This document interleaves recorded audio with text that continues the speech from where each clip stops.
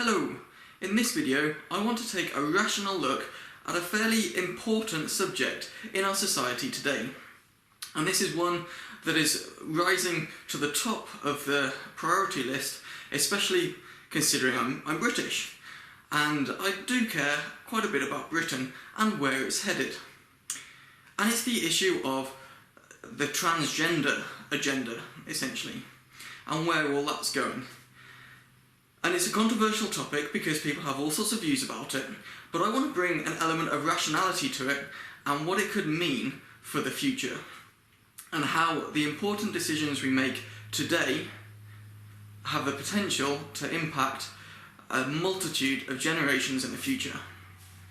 In my opinion, the whole thing really started to kick off with the whole gay marriage thing that David Cameron introduced when he was Prime Minister. Now, what people want to do, if they're adults, that's up to them. You know, our free society allows that, and that's up to them. If they want to have something, then they want to call it marriage, that's up to them. But do we really need to force that sort of a thing into the religious organisations that disagree with it? After all, don't we have some sort of freedoms where we can choose what we want to do, and freedom of religion where we're allowed to believe one thing is right and that something else is wrong? And the traditional form of marriage has been around for a long, long time, and suddenly if you support traditional marriage only, you're suddenly seen as intolerant. To me that seems a bit odd, that just because you're supporting something which has been supported for centuries, that now you're suddenly being accused of having intolerance and all sorts of other things, other labels get thrown on you. Now let's just think that that's okay for the moment, so people are free to do what they want, but let's look at the next level of when you have a homosexual couple who decide that they want to adopt a child. So they adopt a child and everyone thinks, well, it's okay, why not heterosexual couples are allowed to do it? Why not a homosexual couple? It seems that that's equal. But let's think of the child in this situation. Because for me personally, whatever adults want to do, if they want to do that sort of thing, if they want to be homosexual, they can be homosexual. At the end of the day, they're an adult and they are responsible for their own decisions. But what about the child? I personally believe that every child has a right to a mother and a father. And I think that that should be a basic human right for a child, that they are entitled to a mother and a father. Now, of course, there are some extreme situations where one parent has died, or if they're an orphan or things like that, maybe that's not going to happen for everybody, but the norm should be that every child has a mother and a father. Because at the end of the day, a well-rounded child, a well-rounded individual, has a loving father and a loving mother. Surely that makes sense.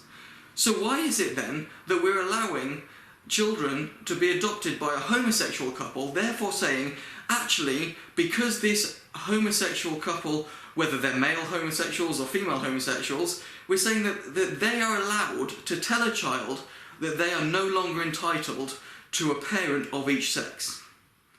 You know, that's essentially what we're saying, surely. It's different if a parent has died, because the intention was there to have one of each, but something went wrong along the way, or if one of the parents has been arrested and put in prison, the intention was there, but then something has happened, a parent made a wrong choice along the way, or a parent unfortunately passed away, and we end up with a situation where that is no longer fulfilled. Okay, that's an extenuating circumstance, that's an extreme circumstance, that's a different situation. But when you say that a child can be adopted by a homosexual couple, you are essentially denying that child the right of a father and a mother when they could easily be adopted by a heterosexual couple. That's just my view, and as far as I'm aware, we live in a free society, and I'm entitled to that view. I'm allowed to have that view. Now, let's move this on a step further, because that gay marriage issue paved the way for a whole heap more problems. And that's what I want to look at, really. So what I've said so far is just by way of introduction. What I want to do now is have a rational thinking process of the whole transgender issue, and where it might lead to. Because at the moment, we have a situation whereby sex and relationships education is taught in schools and they want to introduce this to kids as young as age 4. And they want these children to be well balanced, and according to some people, that well balanced means that they are aware of the different types of gender, and that gender is a choice. That just because your body is a particular way, that you were born with particular genitalia, that doesn't define who you are or what sex you are or things like that. And I think there's an issue there. Again, like I said with gay marriage, if you're an adult and you want to do that sort of thing, that's up to you. But when you start going to children, there's a big problem there. And first of all, I want to look at the issue of gender. What is gender?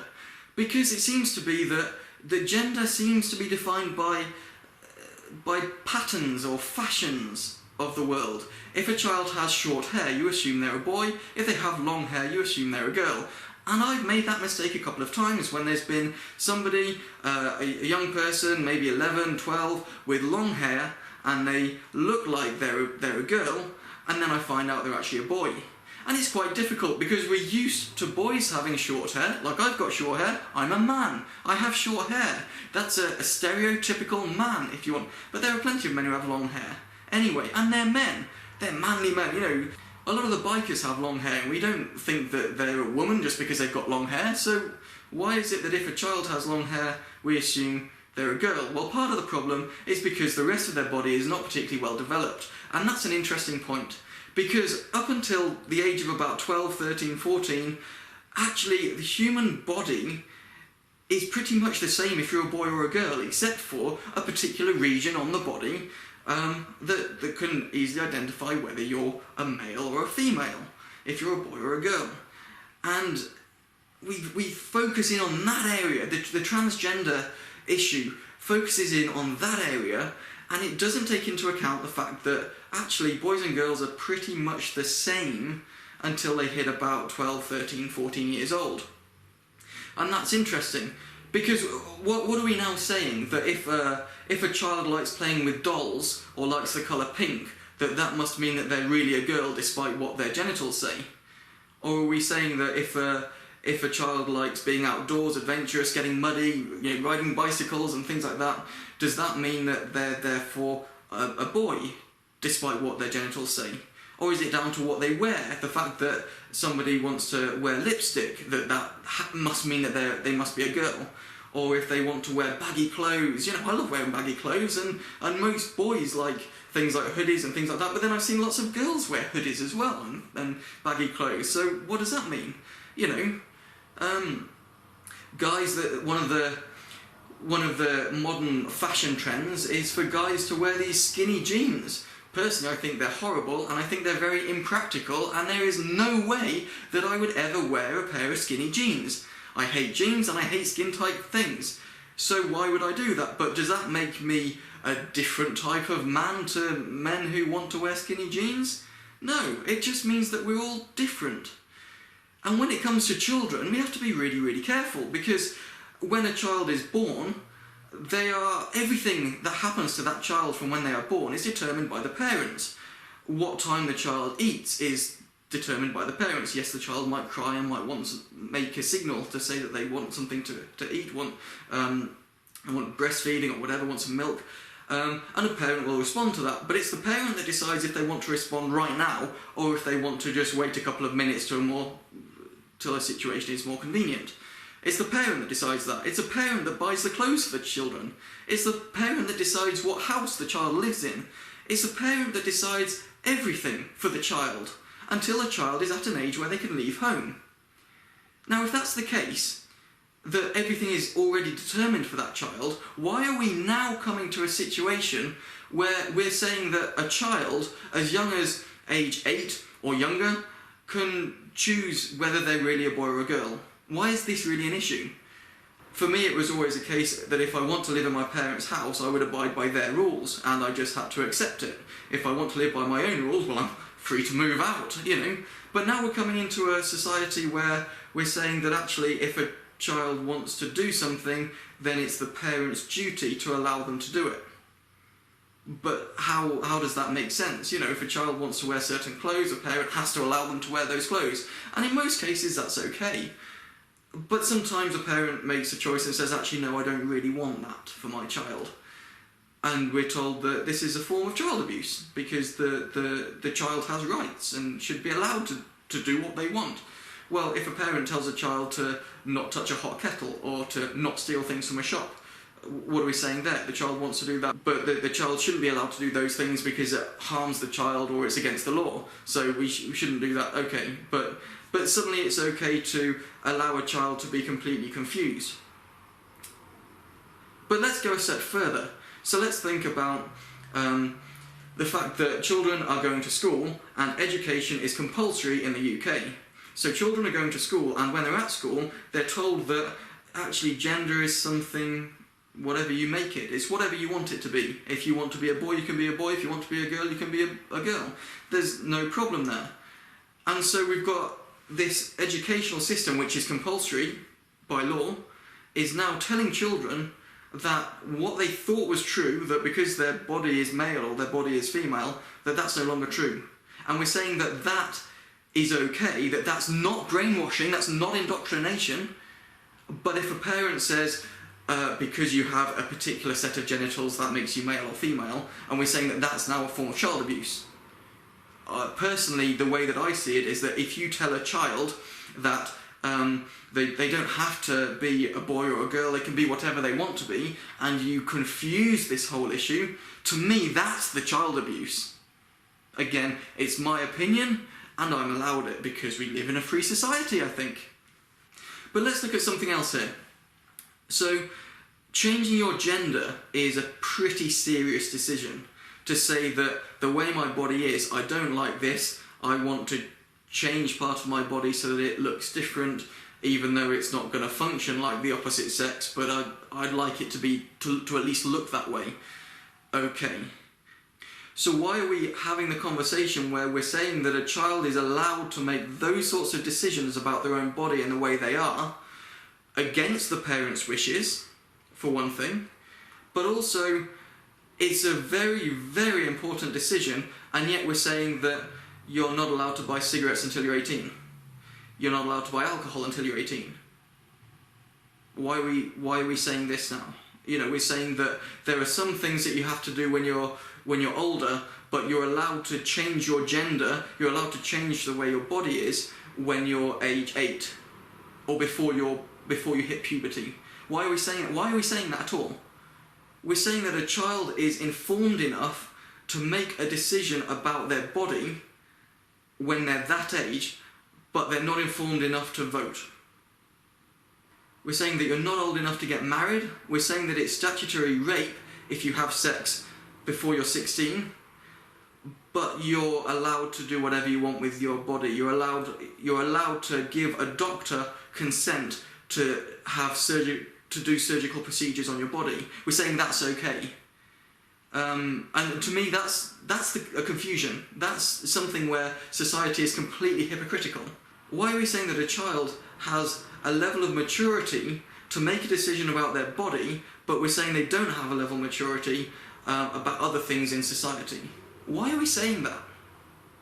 That's just, I think, really, really confusing, and is making a child confused because they're now making important decisions about their body, which in 5 years' time they might say, maybe I made a mistake. You know, like a 13-year-old who decides to go out and have a drink and gets drunk, and he thinks, actually, maybe I made a mistake. Well, that's nothing that's lasting, but you kind of go through a surgical procedure, and afterwards you think, maybe that was a mistake. And what happens when someone goes through that procedure, they think they made a mistake, and suddenly their body is now altered for the rest of their life, and they will never be the same again, partly because they've had an experience of being an opposite sex, but also they've had surgery done to their body, which is never going to heal 100%. And that's all going to... So you've got mental scarring, you've got physical scarring, they're never going to be the same again, and it may well be that when they hit 18, or maybe in their 20s or something, and they think, actually, maybe I would like a family, they're suddenly in a position where they're not able to have a family because of surgical procedures that were done on them when they were a child, when they weren't really thinking straight. We're saying that that's okay. I mean, am I the only person that thinks that that's a problem? Well, actually, no, I'm not the only person that thinks that's a problem. There are actually groups in the UK who are trying to say, this is absolutely ridiculous, we need to stop this because it's going way out of hand. But then certain people are trying to silence those groups. So, interesting, isn't it? And this is what we've got to look at. What are we saying? But then let's look at some consequences of if we allow all this stuff to happen. So, here's a little story that I came up with. You've got a young boy called William. He's a boy who was born with male genitalia. He's called William, and when he sort of hits 13, 14, and there's sort of changes in his body, hormones are hitting him, and he starts getting interested in females and the female anatomy. And he starts looking at some pictures and he thinks, this is interesting. And then he kind of justifies it to himself. He says, no, there's nothing wrong with me. It must be because actually I associate more with the female body. So he decides to go through that phase, and he thinks, right, in order to allow me to keep along this track, I will change, instead of being called William, I'd like to be called Billy, because Billy is a nice non-gender name. You can have Billy as a girl or Billy as a boy. So he says, I'll call myself Billy. And as he goes through that phase, he says, yeah, I like this idea. I'll continue pretending to be a girl because, well, why not? Society allows me to do that, and it means that I can go to the girls' toilets, I can go to the girls' changing rooms, and I get to examine the female body more. And he goes through that stage, and then he gets to about 18, and he goes off to university. And at university, he wants to be known as William again, or maybe Bill, or something like that. He's happy to be a boy. It was just a phase when he was a teenager, and it was just a way that he could look at girls naked, basically. But he's now at a problem point, because does he have to continue associating with the name Billy and pretend to be a girl in order to cover up the fact that actually when he was a teenager he just wanted to look at naked girls? And instead of buying a porn magazine, he decided to call himself Billy, pretend that he was a girl trapped inside a man's body, and it gave him access to women's changing facilities and toilets and everything, and he got to do that. And he got off scot-free. Because if a guy did that normally, they would be put in prison. Or certainly have a massive thing against them. And we're now saying that, yeah, it's okay, you don't have to have a piece of paper to say you've got gender dysphoria or anything like that. Anyone can do what they want, they can believe what they want, they can do what they want. And we're saying that freedom still protects girls from that sort of thing? No, it doesn't. Okay, maybe that's an extreme example, but what's to say it's not going to happen? What's to say that we're not going to have men who want to pretend to be women so that they can get into women's places and abuse more women? But then it goes the other way too. What if you've got a particularly aggressive woman who wants to be a man because they want to get back at somebody who treated them wrongly earlier in life? An ex-boyfriend that they fell out with, and they want to get their revenge, and so they pretend to be a man so that they can get into male facilities and get revenge on them. You know, all sorts of stuff can happen. We're basically saying there's no more safe spaces anymore. You know, what are we meant to do? Have male toilets, female toilets, and then toilets for those who wish to be male but they're actually female, and toilets? What are we going to do? How's it going to work? Or do we just say, hey, look, anything goes here, you know? If you think that someone's going to attack you, you've got nowhere to run. How does this work? Look at the consequences of it. And we're having these discussions, and it's being pushed forward as the compassion side of things, as, oh, these poor people who are trapped inside the wrong body. And we're not thinking clearly about what happens if we do it, because at the end of the day, if somebody wants to commit a crime, they'll find a way around it, and we're basically making it easier for them. Where does that come into it? You know, I know that I'm not the only person thinking this way about it, and it's not because I'm against transgender people, I'm against all this sort of stuff, that I hate them or anything like that. It's nothing to do with that. It's purely to do with the fact that if we head down this road, we end up in a place that is very, very dangerous. And yet we're saying it's all okay. And it all started, in my opinion, with gay marriage, because we kind of said, it can be whatever you want it to be. And postmodernism was, truth can be what you want it to be. Just because you're born a particular way, it can be what you want it to be. And we're now saying, I read an article that said that there are 71 types of gender. Seriously? How do you even get there? Just my personal opinion. And it's interesting, isn't it? Because you have this conversation, and if you're not on the side of the compassionate people that says it's okay, you've got to be who you want to be and everything, if I'm not on that side, then I'm treated as intolerant and as a bigot and everything like that. And here's an interesting example. What if I were to say that LGBT, transgender and gay marriage supporters are all intolerant bigots and that homosexuality is a cancer on society and the universe? Well, I'd get a very interesting reaction from that. However, if I spun it around and I said, let's think, Christians are intolerant bigots and Christianity is a cancer on not just the nation but the entire universe, everyone's okay with that. But if I say transgender issues and homosexuality, suddenly I'm the one who's intolerant. But if I make it a religion, or Christianity in particular, then suddenly I'm not the intolerant one. How does that work? How is that fair? How is that equal? How does that promote equal rights? How does that protect people? It doesn't. And this is what the real issue is about. It's not about transgender issues. It's about this political correctness that has gone too far, that says it's okay to throw insults at Christianity and Christians, but it's not okay if it's a small minority group of people who have delicate feelings. That's what we're essentially saying. And it's those people, the ones who decide to get offended, because at the end of the day comments get made all over the place and we kind of really need to kind of get a hard skin on that. But it's those sorts of people that decide to push their agenda and say, actually, equality isn't about us having equal rights, it's about me having more rights than the other one. And that's the real issue, that they have a particular ideology that they want to be recognised across the whole nation, and they will not let anything stand in their way, and if somebody reacts to it, then they will throw the insults of you're intolerant, you're a bigot, and all this other stuff, and you're just old-fashioned, you need to get with the times, all these things, and it stops people from addressing something from a logical perspective, from a rational perspective, because you can't just go with compassion, you have to actually think logically, and what will this mean for the future generation? Now, I for one would, at the moment, and especially if this sort of legislation gets through the UK government, I would not want my child growing up in the UK. I do not want them to be confused about their gender because they went to school and the government has said that a school must tell everyone about all these different types of gender and that everything is okay. I don't want that for my child. There is no way that I would want that for my child.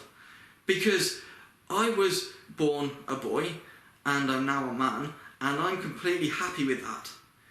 And I didn't have any of this ideological brainwashing when I was at school. I turned out okay, most people turned out okay, a few people went through a difficult stage as they grew up and they didn't turn out okay, and things were pretty bad, and we need to help those people, but is the correct response to say that we must allow all of this stuff to be available to people from a young age? That they should be free to make the decision to change their gender from a young age? Is that really where we want to go? That's the question we need to address. So we're saying that a child is mature enough to make those choices, to make those decisions, and that they should be given all the information about it, and yet we're saying that they're not mature enough to watch a film that's got lots of shooting in, even though wars exist in the world. We're saying that they're not allowed to get married. They're allowed to change their gender and they're allowed to do whatever they want, but they're not allowed to get married or have sex until they're older. We're saying that they can do whatever they want to their body like that, but they can't get a tattoo. They can't get a cigarette. They can't get alcohol. And we're saying, look, this is okay. If that's where the UK is headed, we've got to do something about it, because that, in my opinion, to say that they're mature enough to make a decision about their own body and to encourage them to have those changes, if you're encouraging a child to have those changes done to them when they are under the age of consent, under the age of maturity, or whatever you want to call it, if they're under that age and you're encouraging them to make a massive life-changing decision, in my opinion, that is child abuse, and that is what needs to be dealt with. Now, those are my views. That's what I think. I'm not coming from a particular religious perspective. I'm not coming from anything. I just want to think rationally about this because as someone who really cares about young people, as a youth worker, as a teacher, I think I have a responsibility to speak up for those children who get massively affected by the legislation that the government puts through. I think that we should be protecting children from massive life-altering decisions that they might make before they reach adulthood, before they reach an age that is generally considered mature. Now, most people accept that you don't really become an adult until you're in your 20s, well into your 20s, that 18 is just an age that people picked because kind of at that age you've gone through puberty and whatever else. And yes, okay, you can drive a car, you can do whatever, but, you know, I mean, we're saying that a child is allowed to make a massive life-altering decision at such a young age that is not reversible, not properly reversible. They can never get back to how they were beforehand, and we're going to destroy their childhood because we think that they are mature enough on this subject. Yes, they need support as they go through school, they need help, they probably need help in ways that the medical profession isn't able to help at the moment anyway, but we're saying that just because they feel a particular way, that we're going to encourage them in that. And we're saying, I mean, what's to say that when we get to, in 20 years' time, and this 8-year-old who's allowed to go through that life-changing surgery hits 28, and they say, I really don't like the way I am now. I think the doctors made a mistake. Why did they allow this to happen to me? There's going to be some big court cases going on, and I would not like to be the UK government in that situation. But at that point, what is the UK going to look like? Because if we allow a certain legislation to go through right now, we're going to end up in a situation that we don't want to be in. And we've got to look at where we're going to end up and try to stop that from happening, because it's going to be very, very bad. And I do not want to bring any children up in the UK if we're headed in that direction. And I think every parent has a duty to think about the consequences and to stand up for things about this, because it's a small minority group that are trying to force these issues through to say that we're trying to protect children, when actually we're going to make the UK a very dangerous place for children if we allow these things to go through. When you get teenagers who just want to get a glimpse of a girl's body, or we get girls who want to get back at their boyfriend and they think, hey, I can do this in the changing rooms if I pretend to be a boy. And all sorts of stuff. Those are just 2 examples, you know, out of many. I'm not saying that those are the only examples, they're just ones that I use because they're in my mind. But there's going to be a whole host of problems that we're going to find if we allow this sort of stuff to happen, and if we don't tackle the problem head on right now. People need to make a stand. You need to choose which side of this debate you're going to go on. Are you going to stand with what the government wants to do and allowing it all to be, you know, you can be whatever you want to be, you know, and then, or we're going to stand and say, actually, we need to protect our children, we need to protect our women, we need to protect girls, we need to protect boys, we need to protect people. And the way that we can do that, or one of the ways that we can do that, is to have a space where they can be protected, because we have male changing rooms and toilets and female changing rooms and toilets. It's already great that in some places we have parent rooms where a parent can change the nappy of a baby or take their child to the toilet and it doesn't affect other people, and that's really good. And that's a safe place for the parent and the child to go, where they're not going to have to worry about other people or anything like that. But are we going to make a room like that for everybody? At the end of the day, I'm a man, and I want to be identified as a man. I don't want to have some wishy-washy name thrown at me. I want to be identified as a man. Just like I want to be identified as a husband and not a partner. And yet the UK has managed to destroy that as well. Those are my views, and I think I'm allowed to have those views because the last I saw it was a free country, and I'm allowed to have my view. I hope that that's presented in a logical way, in a very rational way. I'm not angry at anybody, I'm not hating anybody by saying this. I'm just concerned for where we're going to end up as a society, and if you interpret this as me speaking hatred, then I think you have a problem. But I think that most people would watch this video and think that I am speaking very rationally, because that is the way that I want this to be understood. And I would be happy if people want to engage in this debate, but in a rational way, in a civilized way, and not in a antagonistic, not in a insult-throwing way. I don't like that at all. I think that's wrong. I think we need to be courteous to each other, even though we might be on different sides of the debate, but I think we need to talk about it in a rational, civilised way, and not just throw abuse. But then, how can I expect that when you look at the way the government goes when it comes to a general election, and they seem more concerned about throwing insults at each other and pulling each other down, rather than working together? And that's the problem, because if you want to be a leader, you need to act in the way you want people to follow you in. And if you're going to act by throwing insults at each other, then you're going to have a whole society where they throw insults at each other and think that it's okay because you're setting the example. So I'm hoping that I'm setting an example by having a rational discussion about this, thinking rationally about it, because that's how I want to engage with these issues. And if you don't want to engage in that way, please don't talk to me about it, because I'm not interested. I only want to have these rational conversations, to be thinking about where we're headed. Thank you for listening.